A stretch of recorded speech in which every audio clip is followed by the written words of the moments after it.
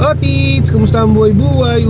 What's up mga ka-Otits? Ako na naman to si Otis Jay. Ang kasama ko na naman pala ang Otits Gang mga ka-Otits. Si ate, ate Lali, si mama, siyempre si Perseus Bibo. So yun mga ka-Otits, welcome pala sa Otits Creating Memories mga pano. So for today's video mga pare, maraming pupuntahan. Pumunta kami kila Dre, kay BP Dre, business partner Dre. So magta-take kami ng pictures. Trial lang to mga ka-Otits. Basta update ko kayo kung ano yung mangyayari mamaya mga ka-Otits. So dito muna mga par, let's go. So ayun na nga mga ka-Otits, nandito na kami kila Andre mga par. So sa mga nagtataka kung anong meron, so ayun, tinetesting lang namin yung bibili naming camera mga par. Actually nakabili na kami, nakita nyo na nakapag-picture na kami. Bali nung araw na to mga ka-Otits, itinesting namin kung ano ba yung quality ng camera para dun sa niluluto naming bagong pagkakakitaan ni Andre. Diba Andre, you know, business partner Andre mga par. So ayun mga ka-Otits, napag-setup na pala si Dre mga ka-Otits. Ayun, nakaka-excite to mga ka-Otits. Sana supportahan nyo kami ng Otits Gang mga pa, ni Andre, ni Tami, ni Rhea mga ka-Otits, at syempre ni Otits Jai.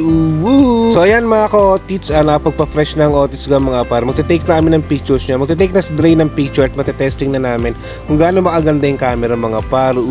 Let's go! At syempre mga ka-Otits, hindi pwede hindi tayo magpanggap dyan na marunong tayo mga par. Kunyari marunong tayo niya mga ka-Otits. So ayun mga par, no, nakaka-excite to mga ka-Otits. So salamat Dre sa opportunity. Pero ayun mga par, papakita ko sa inyo kung ano yung mga results ng pictures namin ng mga par.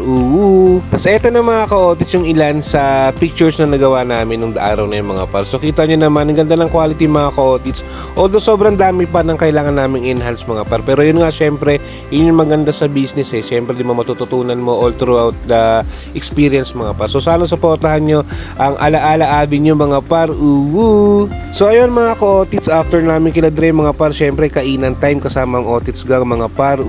Grabe, another solid experience na naman, solid Otits Creating Memories mga par, no. Ang dami na naman natin natutunan sa mundo ng pictures mga par, no. So sana supportahan nyo kami mga par. Looking forward na makasama namin kayo sa mga event nyo mga ka-Otits.